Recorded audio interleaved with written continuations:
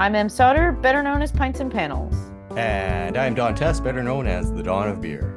Welcome to episode 49 of the All About Beer podcast. Every 2 weeks, we talk with leading experts and take a deep dive into one topic in beer. This week on the show, we're going to talk about a very popular style down under, the Pacific Ale. Visit allaboutbeer.com and follow us on social media at allaboutbeer.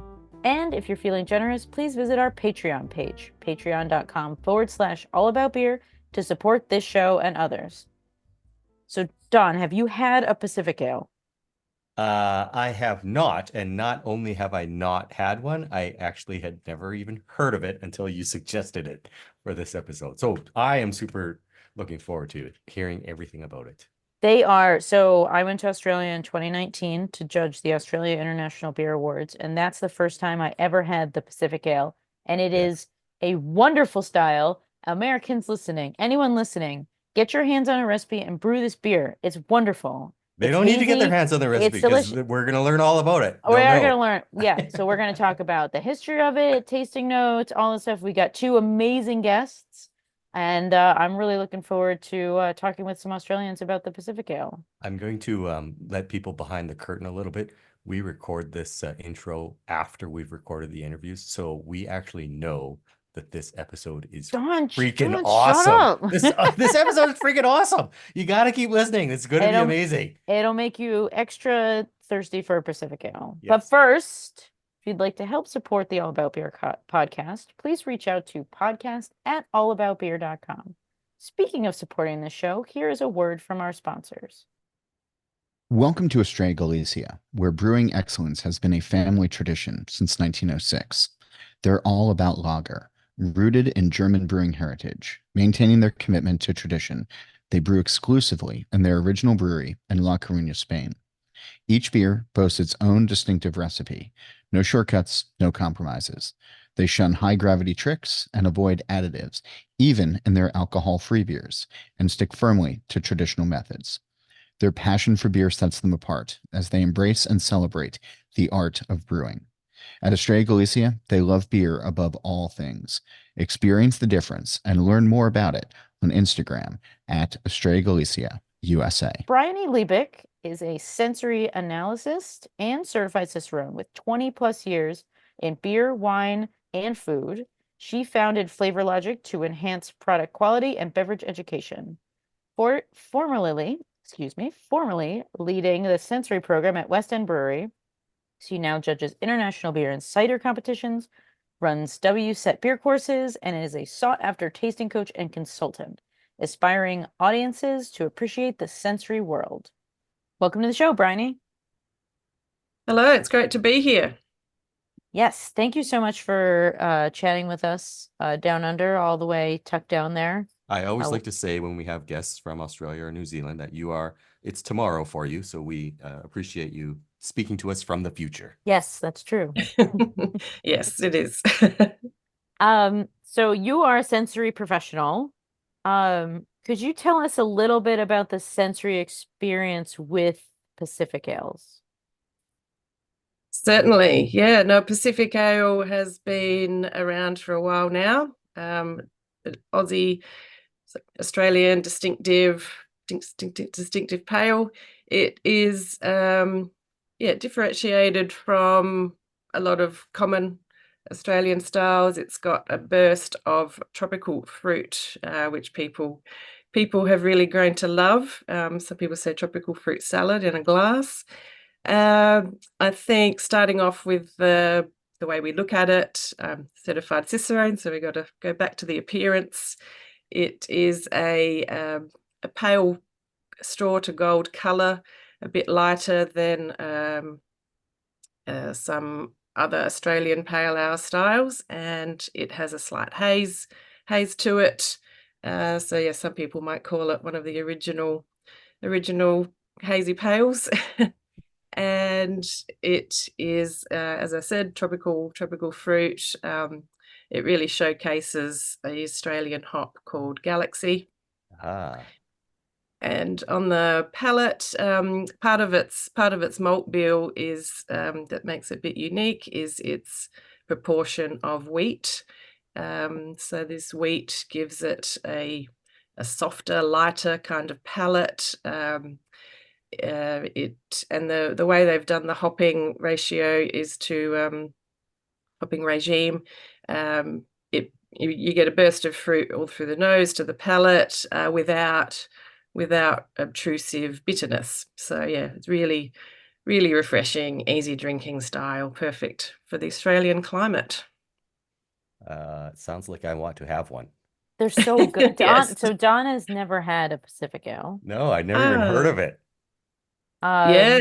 Well, it is not yet an official style as per like Brewers Association guidelines. But yeah, I'm sure it'll get there. Yeah, I appreciate you saying yet. So yeah. Yes. I think it will get there. So for our listeners in America who've never had one and don't know a lot about the style, is Stone and Woods, are they the original, or how did the style really come about? Is it access to local ingredients, or is it I in my mind Stone and Woods is the original, or is that just the most popular? You would know. Yeah, no, it is the original. Yes, Okay. yes. Three friends who started that business. They worked in a big beer business, had a lot of experience, and they were looking to create something different on the market at the time. So I believe it was the business started in 2008. It was originally called Draft Ale, and it was designed to be a local refreshing drink for the community they were in Byron Bay. They were very lucky with a lot of their timing and when they started and where they started, and hearing about Galaxy hops and helping develop the popularity of that as a hop.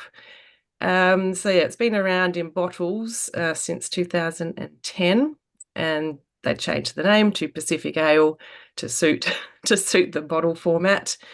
Other people there were using the name Pacific Ale had a few legal implications with some other breweries I've heard, and generally other breweries did steer clear. They respected that Stone and Wood had the name, had the market, and only in recent years we do see Pacific Ale.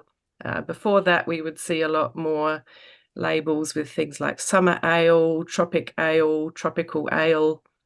In the last few years, Stone and Wood do not have a claim on that name, Pacific Ale. Other breweries have produced that style. Obviously, it's very popular, so people want to share of other breweries want to share of that consumer market. Yeah, interesting. And it's referred to as other names if you're judging in an Australian beer competition. That style would be judged under something like New World or Modern Australian Pale Ale, which you don't see on packaging. Very similar to in America right now, West Coast Pilsners are popular, and they're judged, the Brewers Association judges them as contemporary American style Pilsners. Yes. New World, Modern, Contemporary, yes. Yeah. That's what we use. You can tell marketing people were not involved in naming those beer styles. Yes. Yes. Is Pacific Ale different from Cooper's Pale Ale? Yes, that is considered a classic Australian style pale. So what are the differences? Yeah. Very familiar with Cooper's. It's made in my local city. So Cooper's is a classic Australian pale, definitely more yeast driven and malt driven style. The hops take a back seat. It's not as pale in color, and definitely you're expecting a hit of like typical fruity ester, like banana, and maybe banana bread is a common descriptor, getting a bit of toasted malt, breadcrumb, and the banana. So yeah, that's a big difference. I think perceived bitterness is slightly higher for that style. But yeah, they're the main differences. They're both hazy. I think classic pale would be slightly darker. Doesn't have that all pale wheat malt that Pacific Ale has. I see. Yeah, Thank you. because I've had Coopers, like fresh Coopers. We have Coopers in America, we used to, and it doesn't travel very well. Yes, I can imagine. Yeah, but the Coopers I had fresh when I was in Victoria, they were similar, but they were different. And yeah, so the reason I wanted to talk about Pacific Ales is because when I was in Australia in 2019, I felt like there was like I had Four Pines. I had a Pacific Ale at the MCG, the cricket Mhm. grounds. And they were like it felt like they were everywhere. Is that still, am I making that up, or is that not true? Like, is it still quite popular, and is it becoming more and more popular, the Pacific Ale style in Australia?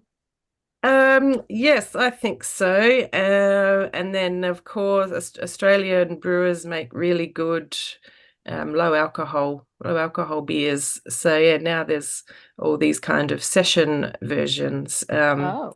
And if people were making a non-alcoholic beer, I think this is the kind of style they're trying to nail. Hmm. Um, yeah, no, there's still Pacific ales, tropic ales, all sorts of stuff. Yep. But Very the on Pacific trend, it Ale, sounds like. yeah, but they're pretty low ABV to begin with, though, right? What's a normal ABV per of Yeah, no, I'd think generally if they were all analyzed, that'd be 3.5 to Oh, 4.5 Yeah, ABV. they're super, Yeah, like they're really yeah. drinkable, and like, I and want to yeah, take back what I said. Earlier I said it sounds like I want to have one, but it doesn't sound like I want to have one. It sounds like I want to have Oh, seven. now don't you be want fooled. seven. Yeah, Don't now I be want to have fooled. We seven of get them. you'll we have get 10 really of good them. flavor. Oh, yes, you want to have seven. Are there Yes, yes.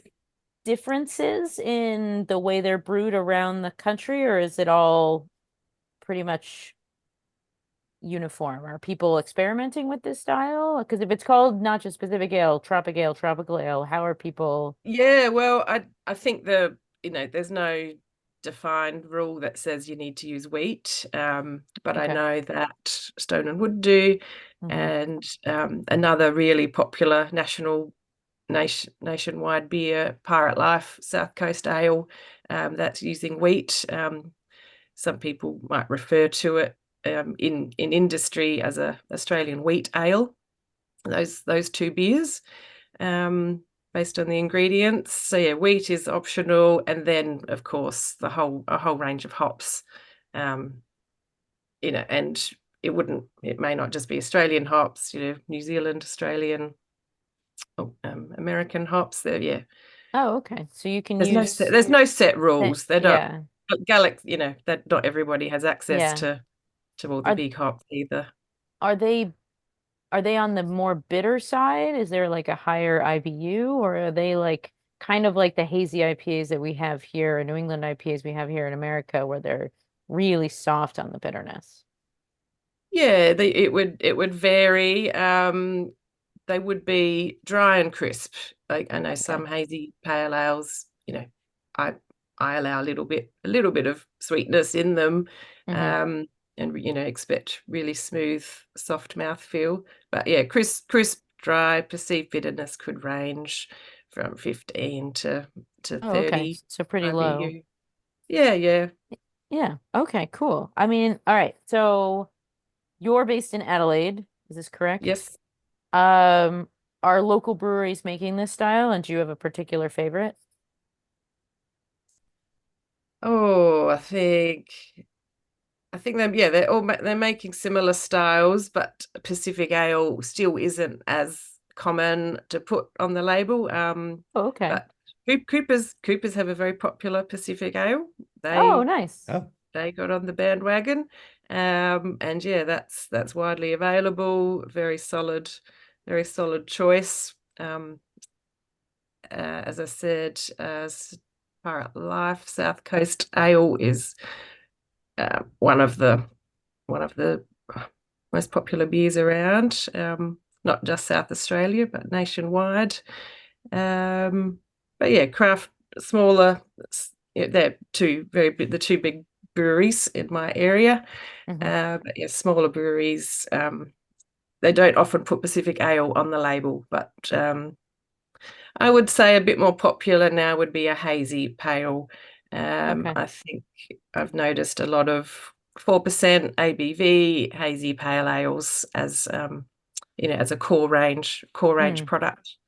Yeah, because if Pacific ales are popular down there, or that kind of like Australian pale ale where there's a lot of like dryness, I feel like a hazy pale ale would be a natural extension.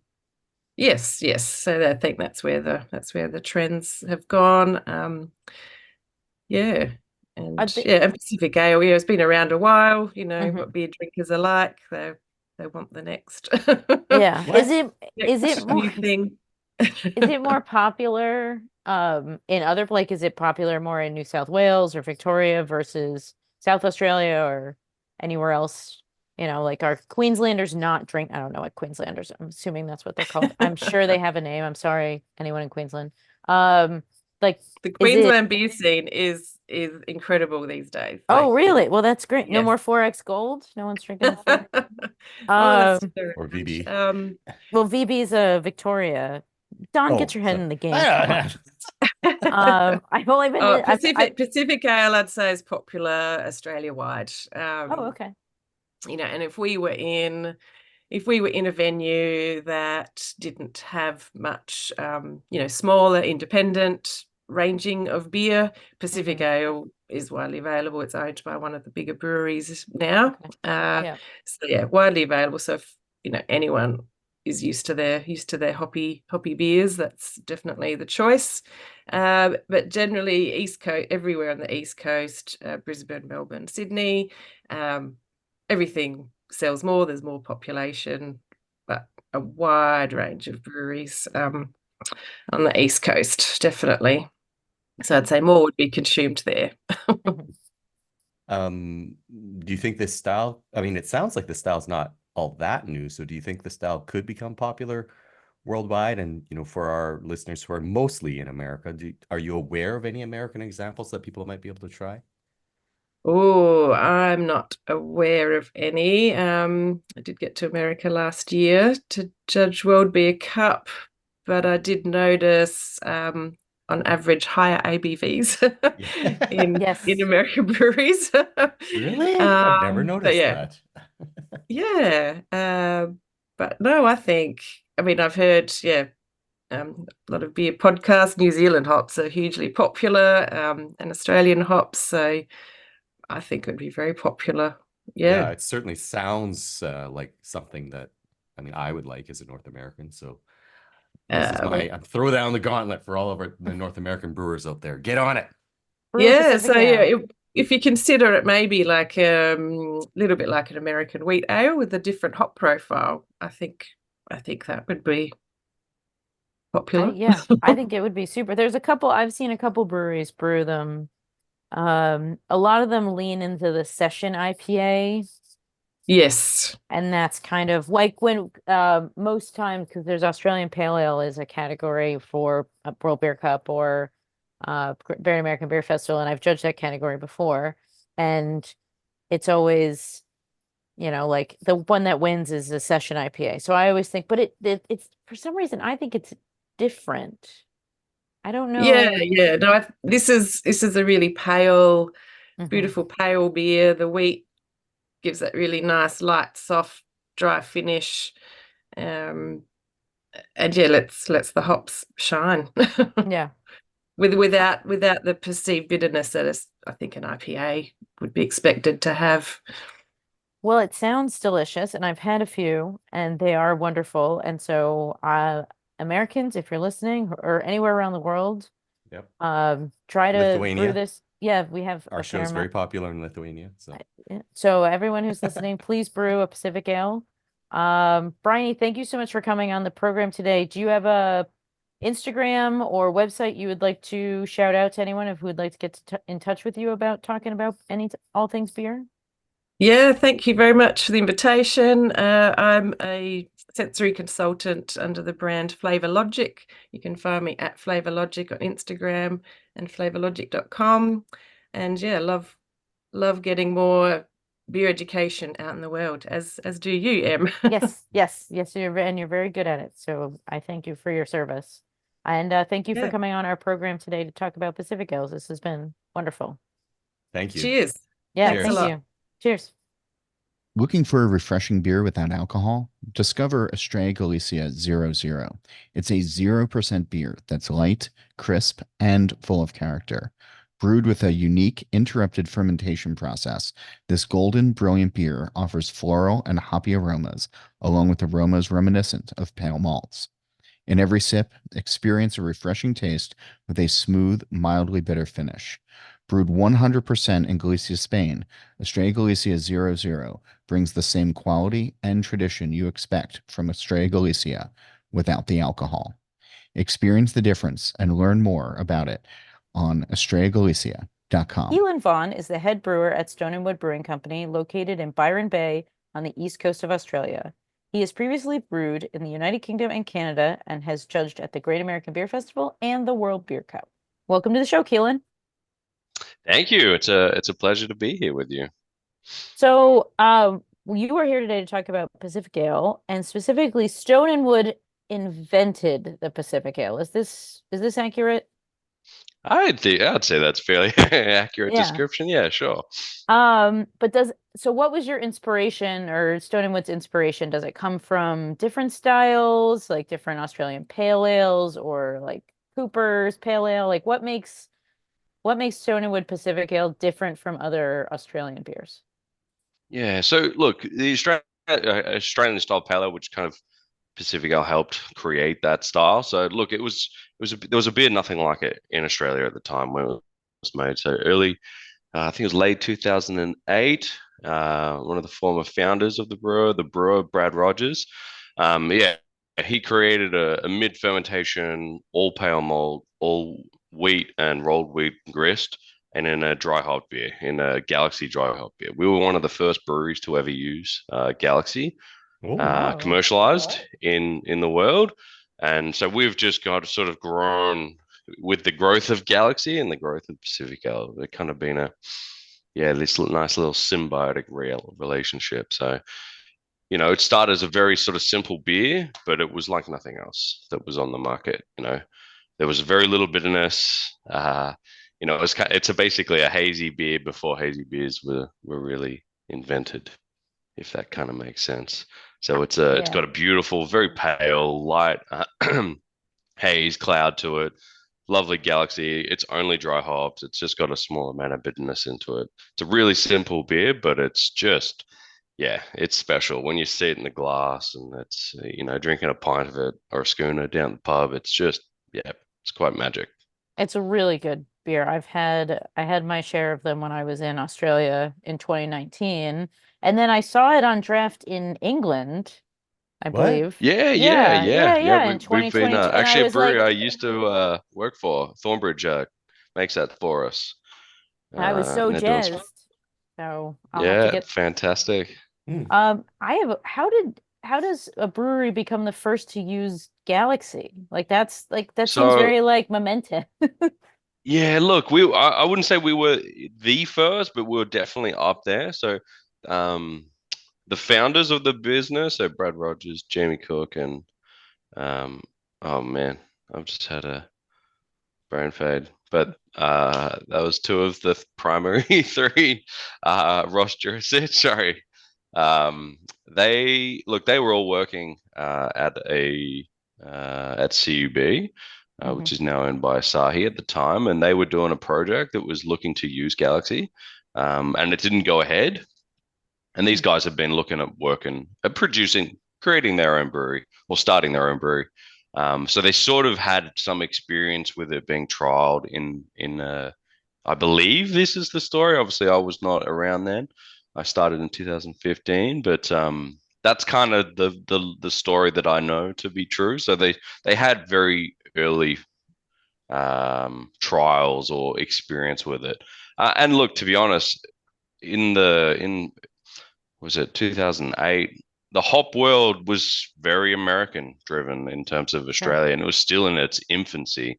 Like American Pale Ale, Little Creatures Pale Ale was I'd say in Australia at least, was the kind of you know, the flagship craft beer in the country that everyone sort of wanted to emulate. So, it was a more, it's a sort of Chico pale ale, bottle conditioned pale ale, lots of cascade, Chinook kind of thing, malty, rich. And then, so it was a very different beer. Pacific Ale was a very different beer to what was being offered on the market at the time.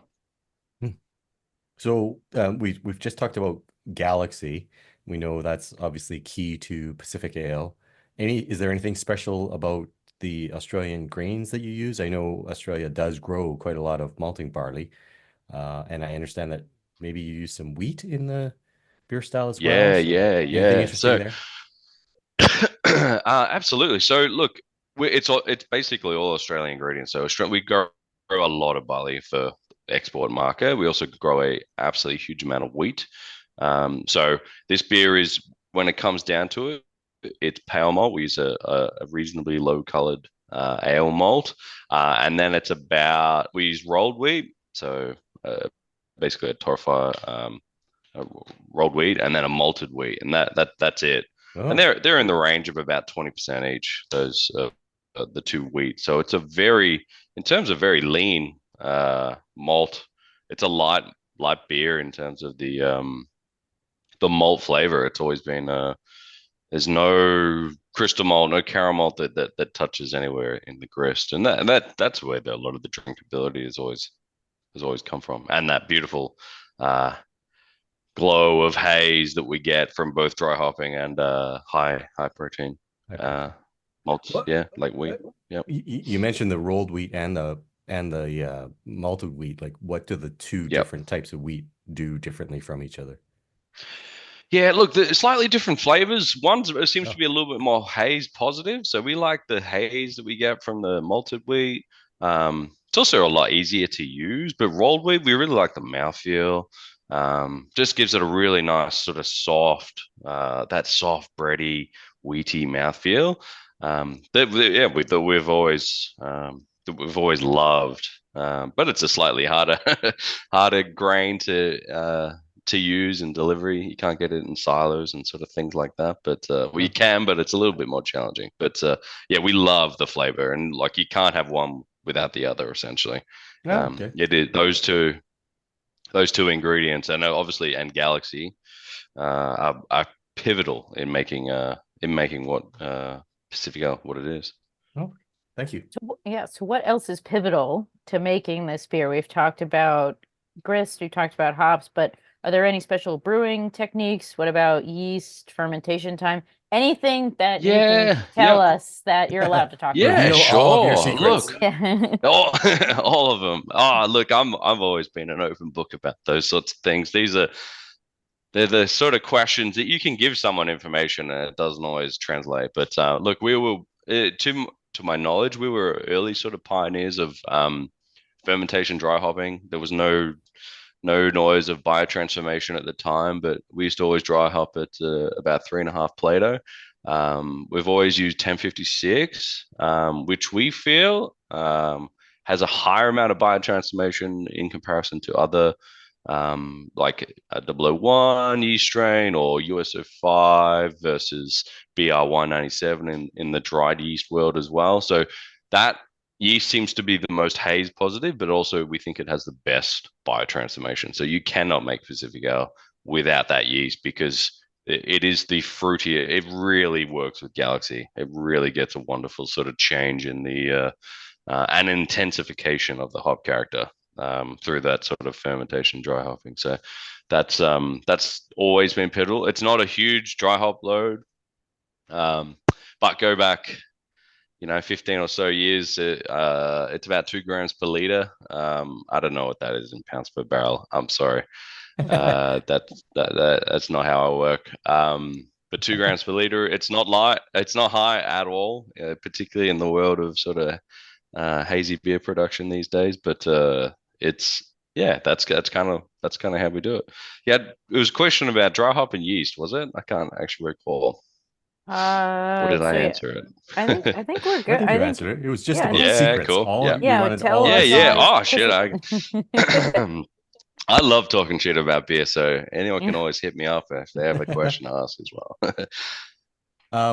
So, Stone and Wood invented the style. I understand it's gotten quite popular. Like, what do you think about the growth of the style? What do you think about other breweries' interpretation of the style? Are they being true to it, or are they bastardizing your creation? Or Yeah, how do you feel yeah. about that? Oh, oh, look. What do they say? Uh, I guess like copying is the best form of flattery. So it's kind of like it's nice to see it. I do think people bastardize a little bit. I think the Australian style pale ale, and I know, look, we enter it into the World Beer Cup and things like that, and I think the style has evolved, but I personally do not think any sort of colored malts, caramel, anything, any of those malts should ever be appropriate in that, despite what the BA. So we actually worked with the used to be the IBA and the BA to help create the style of the Australian style pale ale. nice. But look, I really think it's like there's two classic Australian sort of styles. One's classic, you think Cooper's the classic Australian style pale ale. It's almost like it's kind of a Kolsch in a hazy Kolsch in Australian terms, but it's been around for a long time. It's an iconic beer. And then you've got the alternative, which is a dry hopped version of it. So it's light, lean, low color, high haze, beautiful Galaxy dry hop. But there's been an amazing abundance of other hops made, like our good friends at HPA. We're always testing new varieties for those guys and trying to get some more out there as well. And there's a new one that I just love, and we used it this year. We actually just won a champion trophy at the Australian International Beer Awards for a beer we made. It's called Hinterland Big Pale, and it's a 5.6% Australian palate with a Eclipse and Vic Secret, and it's just gorgeous. I wish we could be sharing one right now. It's really Oh. quite a wonderful beer. Well, But congratulations. that's kind of yeah, Yeah. thank you. That's kind of a nice little how we've seen we basically just make Australian style pale ales. We don't use a lot of international ingredients.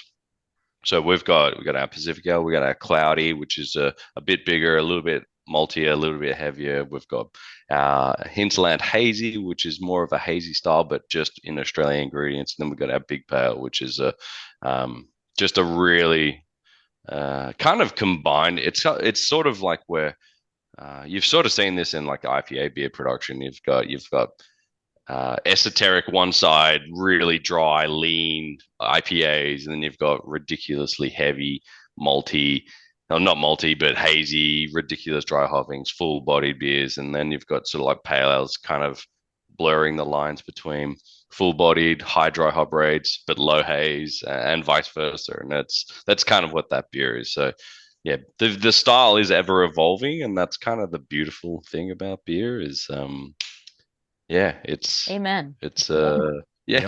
yeah.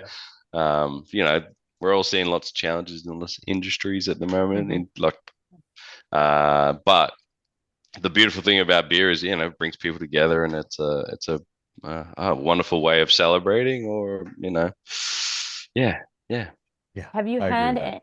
have you had any Pacific ales outside of, like, have you traveled anywhere and seen it being brewed, Yeah, or? yeah. So that was another thing I was going to add. We actually tried to trademark the name Pacifico, Mm.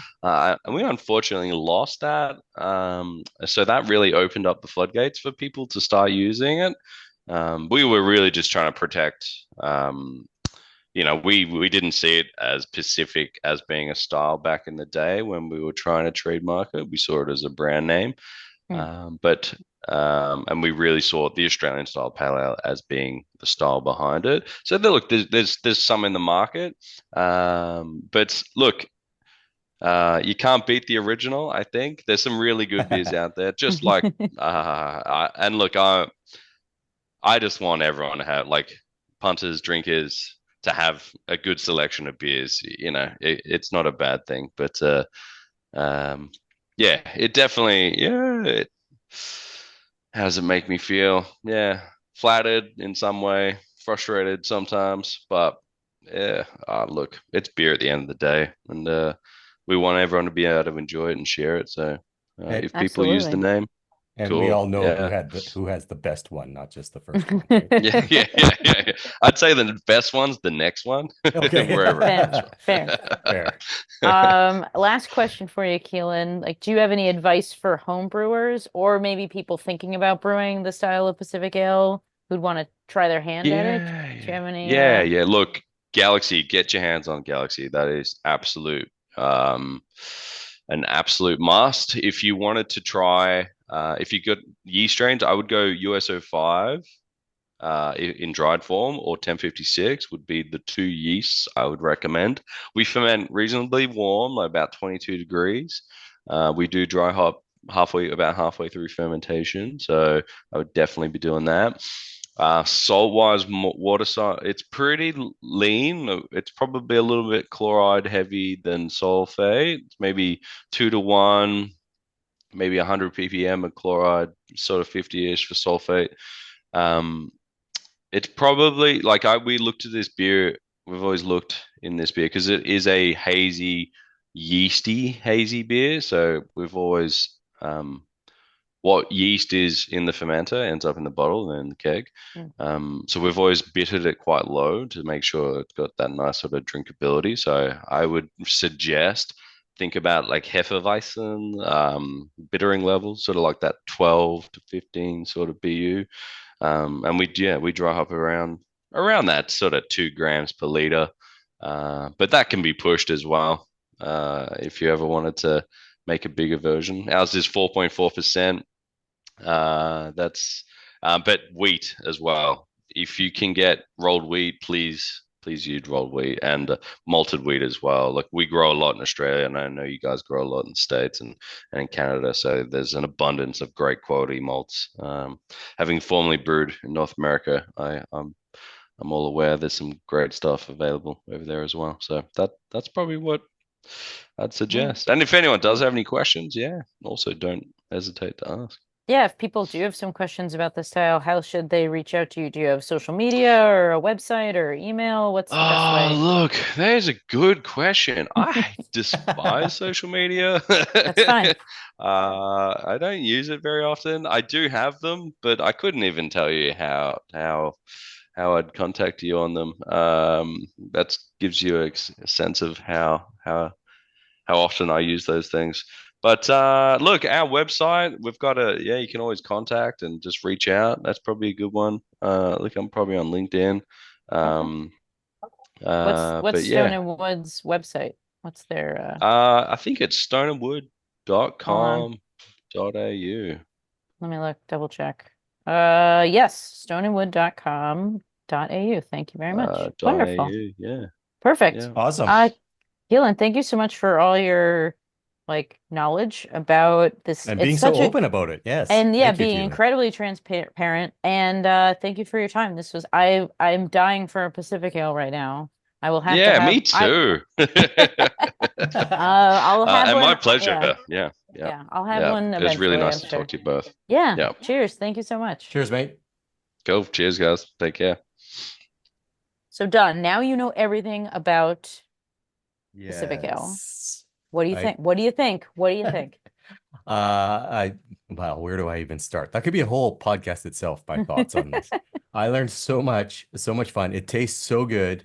I love the idea that it's low ABV. So super, so I can have 5 of them if I want. And if you want. and it sounds delicious. It's been, I think, 15 years since I was in Australia. So it sounds like I'm overdue. Yeah, I mean, the Pacific Ale is excellent. And I really hope, again, brewers, Yes. I think America, it's hazy, it's 4% alcohol, it's beautiful. It sounds perfect for the American market. I really hope it's not a session IPA, lower bitterness. please, if you're a brewery in America or Canada or anywhere, brew this beer style. Please. Yes. It's delicious. So visit allaboutbeer.com and don't forget to follow us on social media at allaboutbeer. And again, if you're feeling generous, please visit our Patreon page, patreon.com/allaboutbeer to support this show and others. Do you have any questions for the experts? Please email us podcast@allaboutbeer.com. That's also the email for feedback, suggestions, and to inquire about supporting the show through advertising. Don, how can people reach out to you? I am at the Dawn of Beer on X, Threads, and Instagram, and people can email me at dawn@thedawnofbeer.com. And yourself, Em? I am at Pints and Panels across all social media, and my website is www.pintsandpanels.com. If you enjoy the show, please share it with your friends, post about it on social media, and like and subscribe to the show. Please help us spread the word of good beer. And here's a final word from our sponsor. Craving a beer but want to skip alcohol? Meet Estrella Galicia 00. It's a 0% beer that's both refreshing and full of flavor. Using an innovative interrupted fermentation process, they create a golden, bright beer with floral, hoppy notes, along with aromas reminiscent of pale malts. With its light, crisp, and gentle bitter finish, Estrella Galicia 00 is perfect for any occasion. Brewed entirely in Spain, this alcohol-free beer delivers the authentic taste of Estrella Galicia. Experience the difference and learn more by visiting estrellagalicia.com. This show is produced by All About Beer. Visit allaboutbeer.com for articles, notes on this show and others, and to connect via the newsletter and social media. Cheers, everyone. Cheers. Good day, Brew- mate. Brew Pacific Ale.